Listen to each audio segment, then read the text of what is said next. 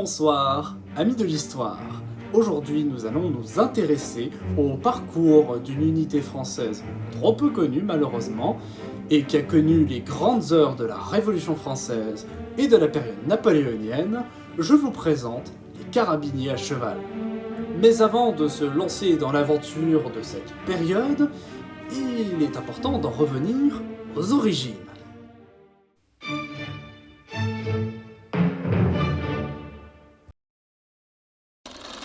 C'est en 1635 que le roi de France, Louis XIII, ordonne la création d'une toute nouvelle unité de cavalerie nommée les carabiniers.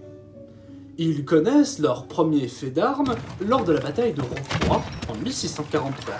C'est ici qu'ils furent alors la première unité à attaquer l'armée espagnole et ils obtenirent alors leur premier succès.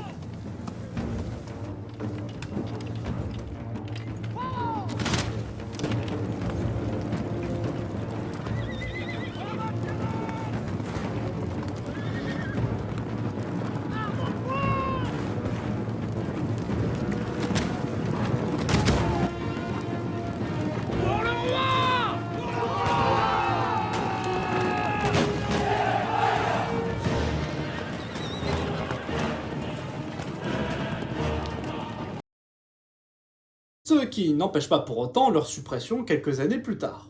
Il faut alors attendre le règne de Louis XIV pour être à nouveau réintroduit dans les rangs de l'armée en 1690. Mais leurs effectifs se réduisent alors au fur et à mesure des années. En 1693, ils étaient réunis au sein de 100 compagnies, réunies alors en un seul corps au nom de régiment royal carabinier. Puis, ils sont réduits à 60 compagnies, et enfin à 40 compagnies jusqu'en 1763. Notons simplement que leur uniforme suit globalement la mode militaire de la fin de la période Louis XIVienne. Ici donc une image des carabiniers lors de la guerre de succession d'Espagne en comparaison d'un autre uniforme de l'armée royale. Vous constaterez donc une certaine uniformisation du style militaire. Par la suite, nous retrouvons les carabiniers au XVIIIe siècle lors de l'incroyable bataille de Fontenoy en 1745. Durant le reste de la période, l'uniforme des carabiniers suit globalement en fait la mode vestimentaire de l'armée royale. Ils disposent désormais d'un habit dit à la française, de couleur bleue avec revers et collet rouge, et les parements de l'uniforme sont alors plus nombreux et un peu plus marqués, suivant alors une mode de la guerre que l'on appelle à la dentelle. C'est une expression en fait à prendre avec beaucoup de pincettes évidemment, mais qui démontre véritablement des traditions militaires beaucoup plus visibles sur les uniformes des soldats.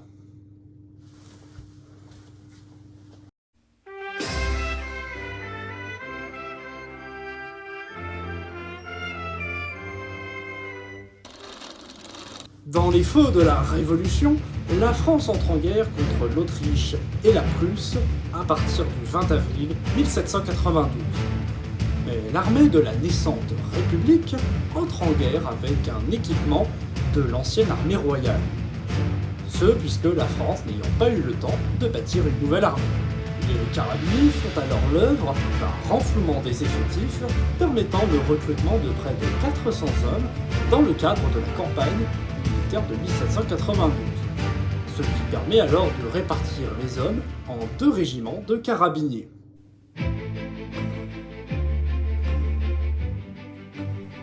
Pour ce qui est de leur uniforme, datant de la période révolutionnaire jusqu'à 1809, il faut comprendre que l'armée connaît une véritable réorganisation à partir de 1794.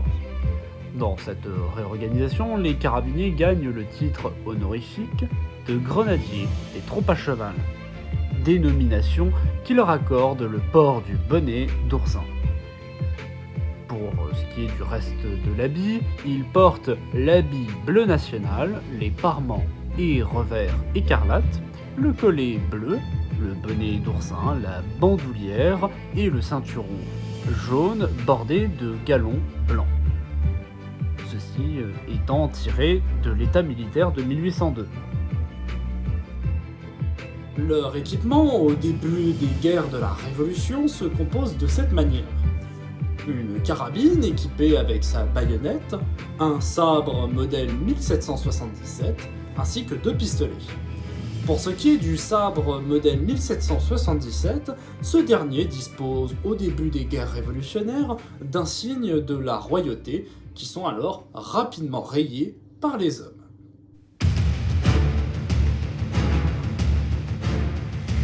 Les carabiniers font leurs premières armes des guerres de la Révolution au sein de l'armée du Nord lors de la bataille de Valmy le 20 septembre 1792.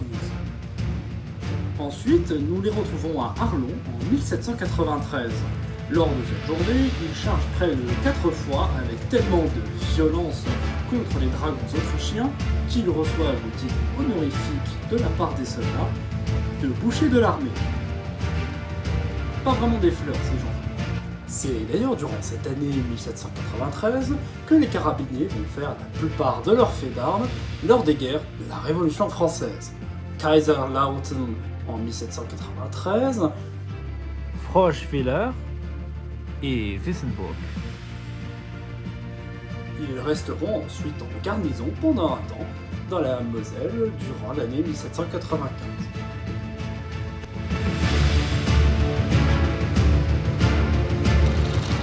La campagne de la deuxième coalition débute plutôt sévèrement pour les carabiniers, qui participent à la bataille de Stockach en 1799.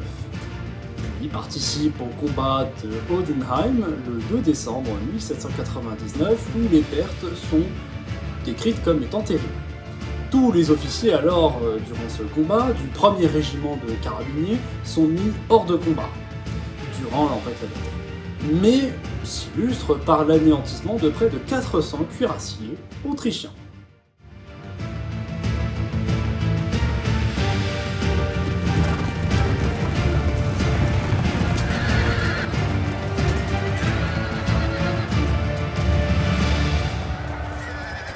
C'est surtout dans l'année 1800 que les carabiniers s'illustrent par diverses batailles, sous les ordres alors du général Moreau. On compte alors les combats de Engen, Mosenkirch, Augsburg et surtout Hohenlinden. Avec ces combats victorieux, les 2 régiments de carabiniers reçoivent alors les honneurs du général de Courbe. Je cite. Les 2 régiments de carabiniers jouissent d'une antique réputation de bravoure. Dites aux carabiniers du 1er régiment que j'ai été témoin de leur conduite intrépide et que je m'en souviendrai dans toutes les occasions où je pourrai leur être utile.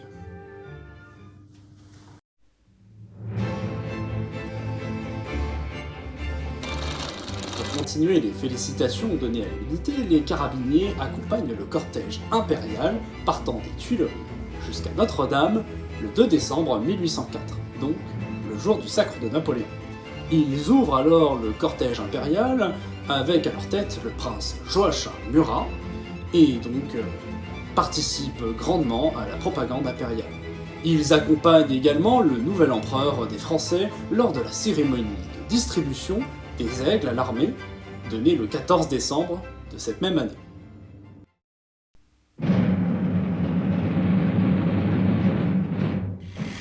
Lors de la célèbre campagne de 1805, les carabiniers sont placés dans la réserve sous les ordres du prince Murat. Ils sont à Austerlitz, d'où ils chargeront avec vigueur avec le reste de la cavalerie. Dans le rapport qui est donné au maréchal Murat, le général Bayard écrit ceci. Pendant 4 à 5 minutes, on se sabre, on reste pêle-mêle, mais les braves régiments de carabiniers, soutenant leur vieille réputation, enfonçant l'ennemi et le pouce sur la seconde ligne. Ce beau mouvement a coupé en 2 l'armée ennemie.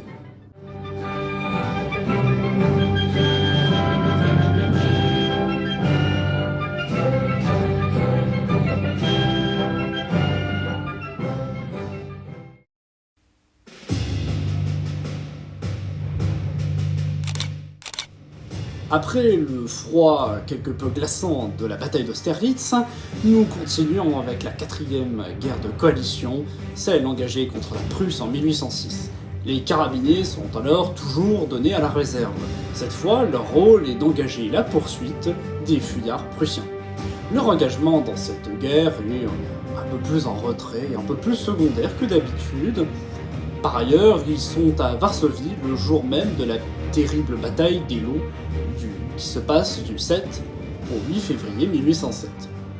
Cependant, on peut noter leur présence lors de la bataille de Friedland le 14 juin 1807.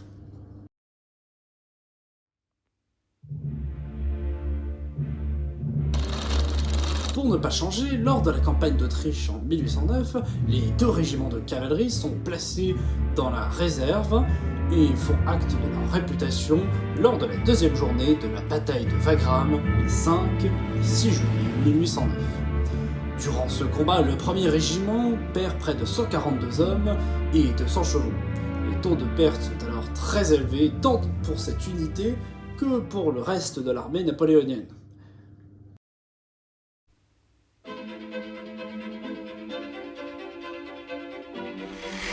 Mais après tant de combats, il est venu temps pour les carabiniers, après la campagne d'Autriche, de démarrer une phase de changement d'uniforme dans laquelle l'unité se voit totalement transformée. Il convient alors de se demander les raisons d'un tel changement. Napoléon souhaitait depuis déjà un certain temps modifier l'équipement à disposition des carabiniers. Lors de la bataille de Ratisbonne, le capitaine Payot reçoit un coup de sabre qui le défigure sévèrement le visage. Le malheureux passe devant l'empereur et Napoléon en a cette réflexion qu'il faut un meilleur équipement de protection pour cette unité des carabiniers. Il fallait donc octroyer aux carabiniers un nouvel uniforme qui puisse leur offrir une meilleure protection, tout en travaillant à réaliser un uniforme qui puisse les distinguer avec les autres unités de l'armée. Dans ce nouveau projet offrant une meilleure protection, il est questionné alors la mise en place d'une cuirasse pour cette unité. Nous disposons alors du témoignage du brigadier Bernard Raya du 2e régiment de carabiniers qui écrit alors à son père à propos de ce nouvel uniforme. Je cite: « Notre général nous a assuré que nous allions être les cuirassiers d'élite, toujours sous le nom de carabiniers, avec un casque à la romaine surmonté d'une aigrette. Ce sera d'un beau costume. L'empereur a promis aux carabiniers qu'il leur ferait du bien et qu'ils seraient reconnaissants. Il nous a fait combattre à pied et nous a commandé lui-même. Nous faisons le service de la garde impériale et nous l'escorterons partout. Aussi nos chevaux sont-ils absolument fourbus. » Alors pour certains, ce changement est bienvenu et annonce une nouvelle ère pour l'unité des carabiniers. Malheureusement, l'exaltation n'est pas partagée par tous. En effet, le général Clark fait part à l'empereur des contrariétés de la part des cuirassiers quant au port de la cuirasse par les carabiniers. En gros, les cuirassiers sont une des grandes unités de cavalerie lourde de la Grande Armée. Ils étaient jusque-là les seuls à porter la cuirasse, et de cette manière, le port de la cuirasse par une autre unité qu'eux, en contrarie certains.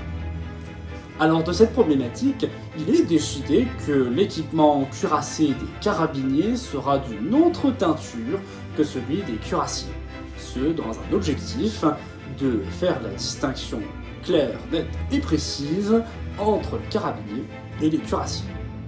Alors par décret impérial le 24 décembre 1809, Napoléon ordonne la mise en place d'un nouvel uniforme pour les carabiniers, qui marquera fortement les esprits des contemporains. Napoléon avait déjà pu observer auparavant, comme nous l'avons vu, que les carabiniers avaient tendance à être blessés à la tête, ce qui s'explique par le fait que leur ancienne coiffe, le bonnet à poil, ne possédait pas de mentonnière, et donc avait tendance à tomber. Il était donc temps d'équiper une coiffe capable de résister un peu mieux aux armes tranchantes de l'époque. Pour compléter l'équipement de protection, il est décidé d'officialiser la dotation d'une cuirasse aux carabiniers. Le premier article du décret impérial de 1809 annonce ceci. Les 2 régiments de carabiniers seront cuirassés.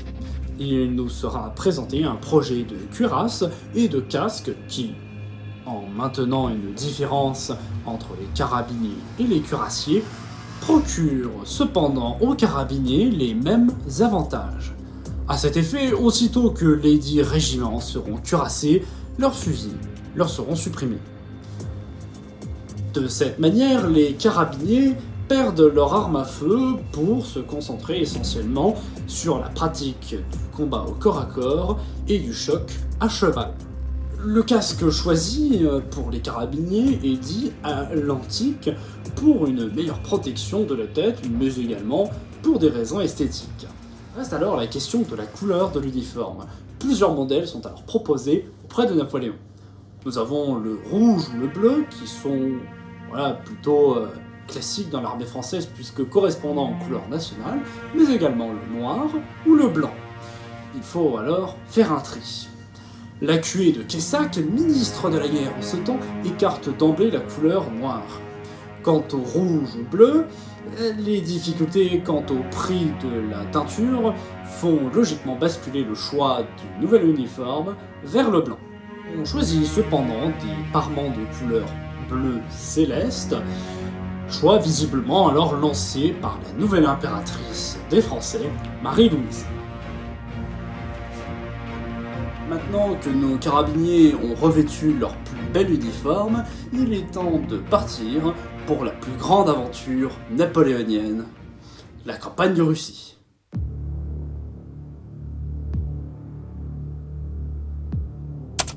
Lors de l'opération la plus vaste qu'ait jamais menée le Premier Empire, durant la campagne de 1812, les carabiniers participent à la bataille de la Moskova, durant laquelle les 2 régiments subissent des pertes significatives.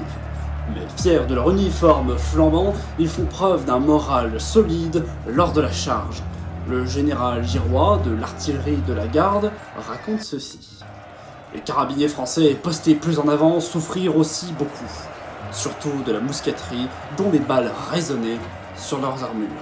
C'est là que le jeune Lariboisière, capitaine dans ce corps et fils du général de l'artillerie, fut blessé à mort d'une balle au bas-ventre. Par la suite, les carabiniers entrent avec le reste de l'armée dans Moscou. Ils feront la retraite de Russie et passeront, non sans mal, la Bérésina. Mais les 2 régiments sont fortement réduits par cette aventure. Mais le repos n'existe pas pour cette unité de l'armée impériale qui va engager là les 2 années les plus difficiles de son histoire militaire durant le Premier Empire, la campagne de Saxe en 1813 et la campagne de France en 1814.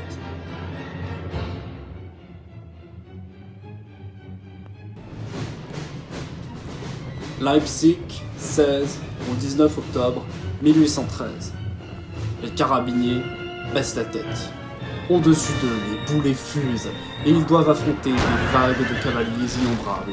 De toutes les batailles qu'ils ont participé, celle de Leipzig est sans doute la plus rude. La plupart des chefs d'escadron sont tués dans l'action. Les carabiniers ne s'illustrent malheureusement pas dans cette bataille des nations. Les hussards hongrois font carrément fuir les 2 régiments de carabiniers ainsi que le premier régiment de cuirassiers, ce qui leur vaut un vent de moquerie de la part du 5e régiment de cuirassiers. C'est clair ici que le tableau n'est pas beau à voir. Ils trouveront tout de même un moment pour racheter leur honneur lors de la bataille de Hanau, les 30 et 31 octobre 1813. Ici, cavalant pour rattraper l'erreur, les carabiniers chargent en compagnie de la cavalerie de la garde impériale et écrasent littéralement la cavalerie austro-bavaroise, participant alors directement à la victoire. Mais tout comme la machine de guerre impériale, l'année 1813 épuise les carabiniers.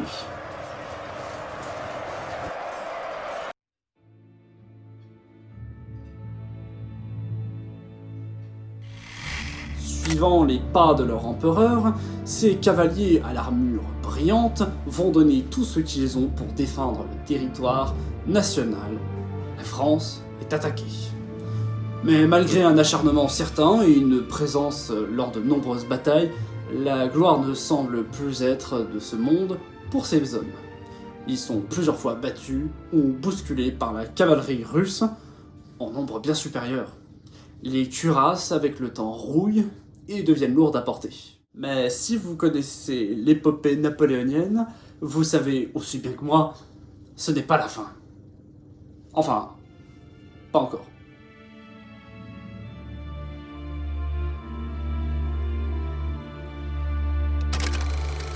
20 mars 1815. L'Empire napoléonien est de retour, et comme vous le savez, pour une courte période. La dernière occasion alors pour les carabiniers de se présenter sur les champs de bataille. Durant la campagne de Belgique, ils font partie du 3e corps d'armée sous les ordres de Kellermann. Tout ça nous amène donc au 18 juin 1815, en pleine bataille de Waterloo. Il est 16h. Un incendie menace la position anglaise dans la ferme de la Haie-Sainte. Le maréchal Ney, lui, croit voir des troupes coalisées amorcer un mouvement de retraite sur le plateau du Mont-Saint-Jean. Il en est certain, c'est le mouvement décisif de la bataille, et il en incombe de sa personne de saisir cette occasion pour transformer ce qu'il pense être une retraite anglaise en véritable débâcle, permettant la victoire décisive tant espérée. Il lui faut alors de la cavalerie, le plus rapidement possible. Il demande le soutien immédiat de la cavalerie de Milhaud. 5000 cavaliers s'élancent dans ce qu'il espère être le dernier instant permettant la victoire. Ces hommes de fer s'élancent puis se brisent en réalité contre une infanterie alliée bien positionnée en carré. Cette première vague lance un assaut vain, inespéré. Napoléon s'aperçoit de l'événement terrible qui est en train de se dérouler. Agacé, il lui faut tout de même soutenir l'initiative. Il fait commander la réserve de cavalerie de Kellermann pour soutenir le maréchal Ney. C'est leur moment. Les 2 régiments de carabiniers sont engagés dans la bataille, mais ils ont spécifiquement reçu l'ordre de la part de leur général Kellermann de se placer en sécurité jusqu'au moment voulu. Alors, ils sont là à attendre, tandis que tous les autres cavaliers se battent au coude à coude contre les carrés alliés dans cette morne plaine. Les carabiniers sont l'ultime réserve de la cavalerie. Ils sont 800. Ils sont l'élite de l'élite. Les engager sans ménagement serait du suicide tactique. Mais c'est alors que le maréchal Ney surgit des hauteurs du Mont-Saint-Jean. Sa simple présence fait trembler les jambes des officiers, des carabiniers qui n'en tiennent plus. Il faut soutenir tous ceux qui sont montés déjà à l'assaut. Le général Blancard, bien qu'ayant reçu les instructions claires de Kellermann disant de rester en arrière, se lance à la tête de ses hommes à la cuirasse dorée qui lance des rayons aveuglants. Le maréchal Ney, lui, lance aux 2 régiments de simples mots qui font sortir toute la rage de l'unité. Suivez-moi. Les carabiniers se lancent alors à l'assaut des carrés anglais, tournent autour, donnent des coups de sabre et écrasent des hommes avec leurs sabots. Certains carrés ne tiennent qu'à un fil. Le duel est rude. Au même moment, l'artillerie anglaise frappe à courte distance les carabiniers qui sont emportés comme de vulgaires chiffons. Les cris de haine, de douleur, des 2 côtés s'ajoutent à celui du fracas des armes et du crépitement des feux. La moitié des carabiniers est mise déjà hors de combat. C'est un carnage d'hommes et de chevaux.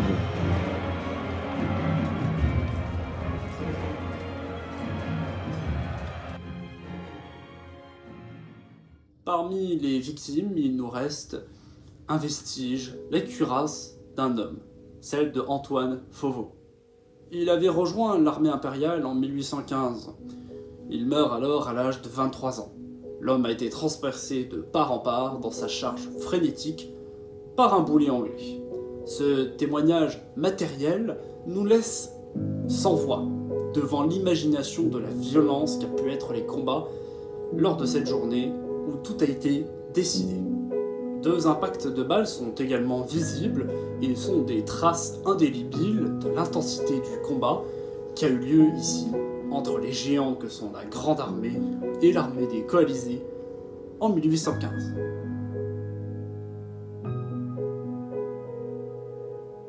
Avec la seconde restauration de Louis XVIII en juillet 1815, l'unité est fortement affaiblie. Elle ne sera alors rétablie qu'à un seul régiment qui prendra le nom de carabiniers de Monsieur, sorte de retour à l'armée royale de l'Ancien Régime. Le reste, c'est une autre histoire. J'espère que cet épisode vous aura plu. C'était l'occasion pour moi de m'essayer à une vidéo sur une unité trop peu connue de l'histoire napoléonienne. Et également de vous faire patienter le temps que je puisse me porter plus sérieusement sur le grand projet de l'année 2026, à savoir Waterloo. D'ici là, on se dit à la prochaine pour de nouveaux épisodes, et n'oubliez pas que l'histoire soit avec vous.